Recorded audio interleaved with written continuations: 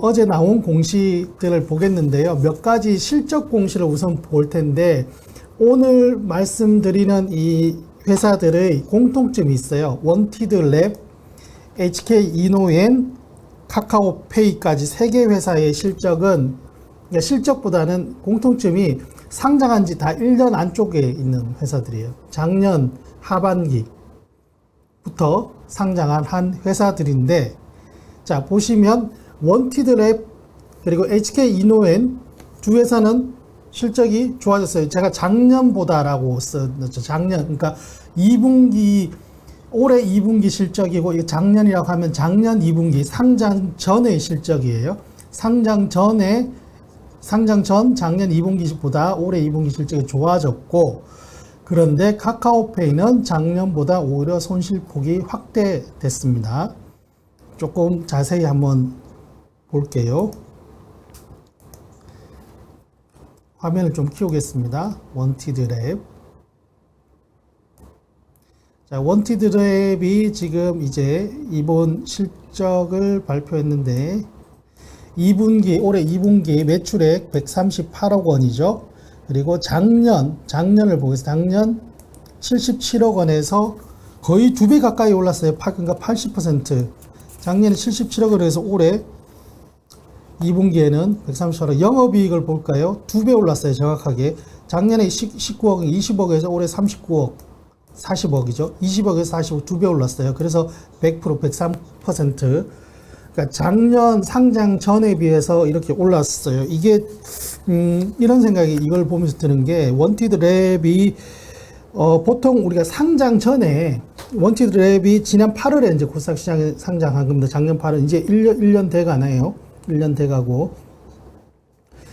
상장 전에 실적을 최고치로 끌어올려서 공모가를 뻥튀기 하고, 그런데 상장 이후에는 실적이 꼬꾸라져서 투자자를 실망시키는 이러한 회사들이 되게 많은데, 이 원티드랩은 그렇지 않은 모습을 보여주는, 오히려 상장 전보다 지금 영업이익이 2배 올랐어요. 1년 사이에. 매출액도 거의 2배 가까이, 80% 가까이 올랐고, 보시듯이. 물론 뭐 이렇게 실적이 오르는 데는 또 여러 가지 뭐 복합적인 요인이 있겠지만, 어쨌든 상장 전에 실적 최고치를 찍고 난 뒤에 꼬꾸라지는 모습은 아니다. 오히려 상장 이후에도 지속적으로 좋은 모습을 보여주고 있는 회사인 것 같고요. 이 회사는 이제 뭘 하는 데냐 하면은, 크레딧 잡이라는 사이트를 아시는 분들 아실 겁니다.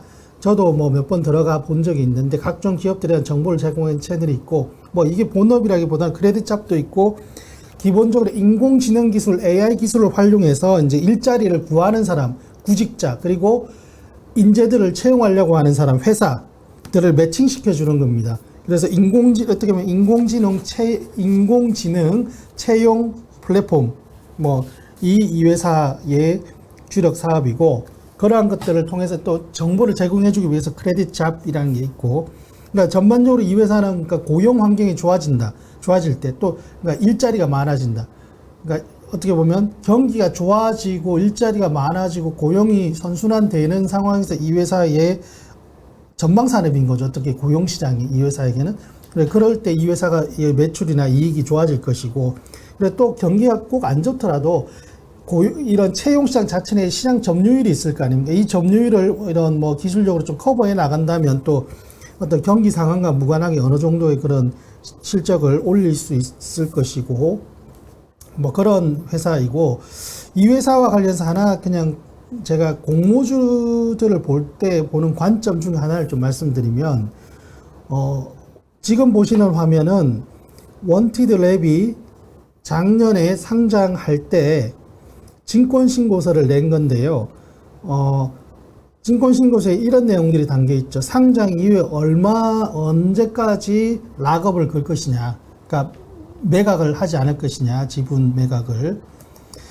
지금 최대주주 이복기라는 분이 상장 후 3년 동안 매각하지 않겠다라고 했어요. 그 밖에 최대주주 특수관계자들도 상장 후 2년 6개월 동안 매각하지 않겠다고 했어요. 규정상 최소 매각 금지 기간은 6개월입니다. 6개월. 그러니까 최대주주는 규정보다 2년 6개월을 더 락업을 건 거고, 자발적으로. 그 밖에 특수관계인들도 한 2년 정도 더 자발적으로 락업을 건 거예요. 저는 이게 그 공모주를 볼 때 뭐 여러 가지 포인트들이 있지만 이 항목도 좀 중요하게 보는 항목 중에 하나입니다. 그러니까 보통 공모주들을 보면 구주 매출을 되게 안 좋게 생각을 하죠. 상장 때 최대주주 또는 최대주주의 특수관계자들이 지분을 팔고 시작하는 거 별로 안 좋아요. 안 좋은데 근데 구주 매출을 하더라도 본인들의 지분이 한 10% 정도, 전체 100이 있다, 그러면 한 10% 정도는 팔고 시작해도 저는 뭐 그거는 괜찮다고도 봅니다. 왜냐하면 그동안 회사를 성장을 시켜오는 과정에서 본인들이 또 여러 가지 고생도 하고 했으니까 회사가 그렇게 성장의 결실로 IPO를 하는 과정에서 약간의 어떤 조금의 그 투자 매수를 하고 나머지 대부분의 지분은 락업을 걸고 그래서 본인이 최선을 다해서 이렇게 회사를 성장시키겠다라고 하면 되는데, 이러한 성장시키겠다고 하면 되는데, 보통 이런 경우가 있습니다. 구주 매출도 하면서 동시에 락업도 별로 안 거는 규정상의 의무 기간이 6개월까지만 거는 경우가 있는데, 그게, 최근에 엊그제 상장한 수산 인더스트리라는 회사가 있습니다. 이게 또 코스피 상장사예요. 코스피 상장사. 수산 인더스트리를 보면 쳐보겠습니다. 수산 인더스트리. 이게 이제 수산 인더스트리가 상장 때 발표한 그 증권 신고서인데요. 보시면 여기 구주 매출이 들어있죠. 25% 구주 매출이라고 들어있습니다. 구주 매출을 누가 하느냐? 밑으로 내려보면 최대 주주와 특수관계인이 구주 매출합니다. 참고로 회장 그리고 회장의 부인이고요. 회장 부부가 구주 매출합니다. 본인 지분의 한 10% 조금 넘게 구주 매출을 하고 그 다음에 보면은 이제 이 사람들이 락업을 얼마를 걸었느냐. 인터넷이 살짝 느리네요.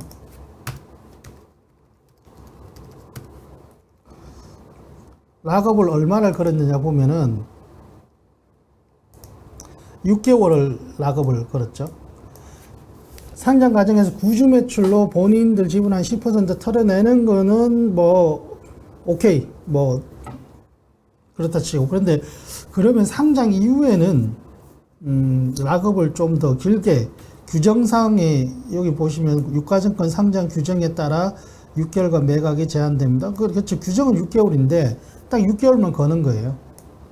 이렇게 하면은 투자자들의 반응이 안 좋죠. 그래서 수산 인더스트리는 일반 공모 청약 때 경쟁률은 3대 1밖에 안 돼요. 3대 1. 보통 공모 청약을 하면 경쟁률이 뭐 500대 1, 1000대 1, 2000대 1 가는데 3대 1이라는 것은 엄청나게 낮은 겁니다. 같은 시기에 공모 청약을 한 스펙, 기업 인수 목적에서 스펙 공모 청약 경쟁률보다도 이 회사가 더 낮았습니다. 참고로 낮았고 반면 아까 봤던 원티드랩은 이제 상장 이후에 2년 6개월 3년 정도 그런데 이거는 어떻게 보면 그런 거죠. 상장 이후에 본인들이 좀 회사를 더 성장시키겠다, 자신 있다라는 뜻이어서 하여튼 개인적으로 좀 중요하게 보는 대목 중에 하나라는 점을 말씀드리고 원티드랩 실적 알아봤고요. 그 다음에 HK 이노엔 알아볼 텐데 HK 이노엔도 작년에 상장을 한 곳입니다. 먼저 실적을 먼저 볼게요. 매출액이 2,518억 원으로 작년 상장 전 2분기보다 36% 올랐고요. 영업이익이 176억 원인데 작년 상장 전 2분기에 29억 원인데 이거 굉장히 많이 올랐네요. 그죠? 5배 가까이 올랐어요. 이 회사 역시도 상장 전 실적이 고점이 아니고 상장 이후에 뭔가 더 나은 모습을 보여주는 것이라고 볼 수 있죠. 참고로 HK 이노에는 우리가 편의점에서 매우 자주 저도 사 먹는 컨디션, 숙취 해소 음료 컨디션을 만드는 곳. 컨디션 그 병에 보면 HK 이렇게 써 있습니다. 근데 원래 이 컨디션은 HK 이노엔이라는 회사가 아니고 CJ에서 만든 거죠. CJ 헬스케어에서 만든 건데, 그러니까 이 회사의 기원이 CJ예요. CJ 제일제당의 제약 사업으로 있다가 그거를 분할을 해서 CJ 헬스케어라는 게 출범했고, 컨디션이 거기서 만들어지다가 2018년에 한국 콜마가 이 회사를 인수를 합니다. 그래서 이름을 HK 이노엔으로 바뀌었어요. HK가 한국 콜마, HK 한국 콜마 뭐 이런 거죠. 그래서 HK 이노엔 바꾸고 여전히 이제 컨디션을 만들고 있고 컨디션에 회사 이름 찍혀 있는데, 일반적인 이런 건강, 어떻게 보면 기능식품이죠, 컨디션은. 이거 말고 이 회사의 진짜 주력은 이제 전문의약품입니다. 전문의약품, 신약. 그래서 이 회사의 그 대표적인 품목이 이제 소화성 궤양 치료 신약 K캡이라는 게 있습니다. K캡. 이게 국내 30호 신약으로 2019년에 출시를 한 K캡. 위식도 역류성 질환, 뭐 이런, 우리가 보통 밥 먹고 바로 누우면 역류성 식도염 걸린다 이런 얘기 또 하고 합니다만, 어쨌든 K캡이라는 위식도 역류 질환 신약을, 그러니까 위식도 역류 질환을 치료하는 신약 K캡, 이게 일단 여러 가지 계속 상장 이후에 좋은 모습을 보여주고 있고, 또 하나는 거리두기, 코로나 거리두기 해제와 맞물려서 또 사람들이 아무래도 또 회식 많이 하면 컨디션 많이 사 먹을 수밖에 없고, 저처럼. 그리고 또 이게 수액 이런 것도 판매합니다. 수술할 때 수액, 그래서 수술 건수 이런 것들도 좀 늘어나면서 수액제도 많이 판매되고, 뭐 전반적으로 이렇게 해서 좀 안정적인 그런 실적, 매출과 영업이익, 그런 것들이 나타나고 있는 것 같습니다. 그 다음에 카카오페이를 보면, 카카오페이는 아까 제가 원티드랩과 HK 이노엔, 카카오페이가 똑같이 작년에 상장한 회사들인데 실적이 다르다. 그래서 원티드랩과 HK 이노엔은 실적 괜찮습니다. 상장 이후에 오히려 더 좋은 모습을 보여주고 있는데, 카카오페이는 상장 이후에 계속 실망만 안겨주고 있는 회사입니다. 지금 보시면 상장 직후에 스톡옵션 논란도 있었고 많은 논란이 있었는데, 지금 매출액 1341억 원, 상장 전보다 뭐 조금 넣어서 오케이. 근데 영업이익을 보시면 마이너스죠. 마이너스. 그러니까 영업이익이 아니라 영업 손실 125억 원 손실이 났어요. 작년 2분기 상장년에 81억 원 손실이 났어요. 카카오페이는 오케이, 손실이 나도 상장을 합니다. 이런 회사들은 성장주라고 우리가 보통 하죠. 지금 우리가 손실을 나지만 우리가 상장 이후에 투자금을 모으고 해서 나중에 더 많이 회사를 발전시킬 수 있어 라고 하는데, 상장했더니 손실이 더 커졌어요. 이거 무슨 일이죠? 상장 전에, 그러니까 2분기 기준으로 보면 80억 마이너스 났던 게 지금 125억 마이너스가 났어요. 카카오페이의 주가는 정처 없이 떨어지고, 회사 측의 설명은 시스템 구축이나 인력 봉황 비용이 증가해서 늘어서 영업 손실을 많이 냈다. 제가 이거 분기보고서, 사업보고서, 이 정기보고서들을 면밀하게 안 봐서 모르겠습니다. 그거는 조금 다 봐야 될 것 같아요. 어쨌든 좋아요. 인력 보강하고 그래서 이제 손실이 많이 났다. 그러면 이제 그 효과가 올 하반기 또는 내년 상반기 이렇게 뭔가 나타나야 되겠죠. 그죠? 그 모습들을 봐야 되는데, 어쨌든 지금까지 카카오페이의 모습은 상장 이후에 투자자들에게 좀 웃음을 주기보다는 계속해서 좀 실망을 주는 그런 상황들이 이어지고 있습니다. 전반적으로 시장이 하락하면서 많은 주식들이 전부 다 떨어지고는 있죠. 아까 봤던 원티드랩이나 HK 이노엔도 사실 상장 초반에 비해서는 지금 주가가 약간 이렇게 기울어져 있기는 해요. 기울어져 있기는 하지만, 어쨌든 간에 그 회사들은 그래도 본인들의 역할, 주가라는 게 꼭 회사가 실적을 잘 낸다고 해서 주가가 올라가지는 않잖아요. 여러 가지 수급적인 요인이 있고, 우리나라 어떤 기업은 물론 우리나라가 통제할 수 없는 매크로 변수들, 환율, 유가, 금리, 뭐 미국 증시의 상황, 통화 긴축, QT 뭐 이런 것들이 여러 가지 또 변수들이 미치기 때문에 다만 회사는 상장에서는 본인들이 할 일은 열심히 하면 되는 거죠. 열심히 상장 이후에도 회사를 잘 이끌어서 좋은 실적을 내고 HK 이노인이나 원티드랩은 지금 그렇게 하고 있는데 카카오페이는 앞으로는 뭐 지금까지는 그렇게 투자자들에게 뭐 확고한 신뢰를 주는 것 같지는 않고 앞으로는 모르겠습니다. 어떻게 될지.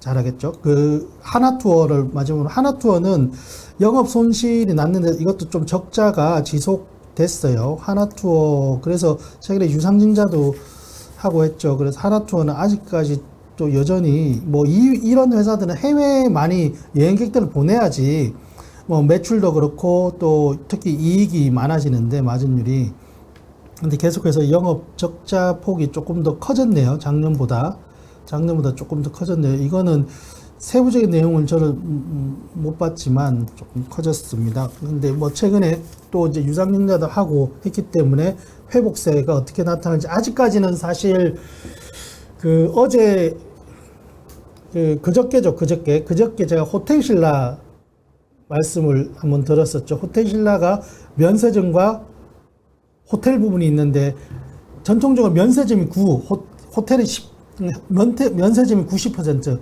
호텔은 10%. 이 비중 차이는 이렇게 면세점이 확실하게 큰데 지금 호텔신라의 이익을 받쳐주고 있는 것은 호텔이다. 그러니까 국내 호텔이죠. 제주 신라 호텔 또는 신라 스테이 이런 쪽에서 이제 받쳐주고 있고 면세점은 여전히 코로나19 영향에서 못 벗어나고 있는데 면세점은 어떻게 보면 해외에 많은 우리나라 사람들이 해외로 많이 나가고 또는 해외 관광객들 특히 중국이나 뭐 일본 관광객들이 한국으로 많이 들어올 때 이 면세점이 해외여행이 활발해져야지 면세점이 잘 되고 국내 이 호텔들은 해외여행을 못 가니까 특히 가족 단위의 그 관광객들은 해외에 못 가죠. 지금 뭐 일부 뭐 솔로 아니면은 뭐 젊으신 분들 이런 분들이 해외에 간간히 이제 나가기는 하지만 여전히 부모님 모시고 애들 데리고 해외 나가기 쉽지 않은 상황이죠. 그래서 그런 사람들은 국내에 가고 해외여행 못 가니까 보상 심리로 좀 국내에 좋은 호텔 찾자 하다 보니까 뭐 예를 들어서 제주 신라 호텔 이런 데 가는 거죠. 동남아 필링을 좀 느끼기 위해서. 그러다 보니까 국내 호텔은 잘 되고 면세점이 여전히 못하고 이게 약간 상충관계죠. 근데 하나투어는 그런 게 없이 다 어떻게 보면 물론 하나투어도 국내 여행을 하지만 오로지 이제 해외의 어떤 비중, 마진 비중이 높다 보니까 아직까지는 뭐 실적이 이런 상황인 것 같고요. 그리고 마지막으로 일진 디스플레이를 보겠습니다. 일진 디스플레이가 그 공시를 놨는데 이게 이제 언론 보도에 따른 조회 공시입니다. 이제 최대 주주에게 최대주주 매각설이 좀 나왔어요. 그래서 더벨이라는 데서 더벨에서 보도를 했네요. 매각설이 나왔는데 매각한다. 거기에 대해서 전략적으로 검토 중인 것은 확인하였으나 현재까지 구체적으로 결정되거나 확정된 사항은 없다. 이거는 지금 매각 협상 또는 매각 이 지분을 사갈 사람들을 찾고 있다는 얘기죠. 어떤 지분을 파냐 하면 허진규 회장, 일진 디스플레이 허진규 회장이 보유하고 있는 지분이 24%이고 거기에서 뭐 이것저것 특수관계자까지 포함하면 한 43% 정도 되고요. 이게 매각 가격이 한 1,000억 원 정도다라고 하는데 잠깐만 제가 일진 디스플레이를 한번 시총이 얼마인지를 보겠습니다.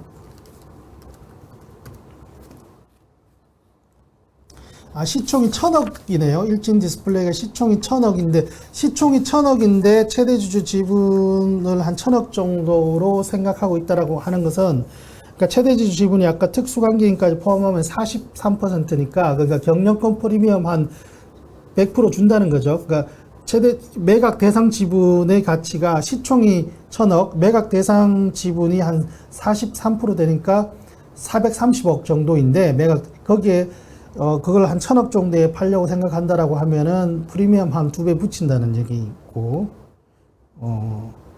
이거를 이제 매각하려고 하는 거는 허진규 회장이라는 분은 1940년생입니다. 상당히 지금 고령이시고, 다른 계열사들, 일진그룹의 다른 계열사들은 대부분 승계를 했어요. 그러니까 본인이 가지고 있는 남아있는 지분을 가지고 있는 계열사 중에서 유일한 일진 디스플레이도 이렇게 좀 마지막으로 정리를 하는 그런 수순인 것 같은데, 아직까지 누가 어떻게 사갈지 그런 것들은 나오지 않고, 이 회사는 참고로 스마트폰, 태블릿 이런 데 들어가는 패널 이런 것들 디스플레이니까 일진 디스플레이, 그래서 스마트폰이나 태블릿 PC 이런 데 들어가는 터치 패널 요런 게 주력인 회사입니다.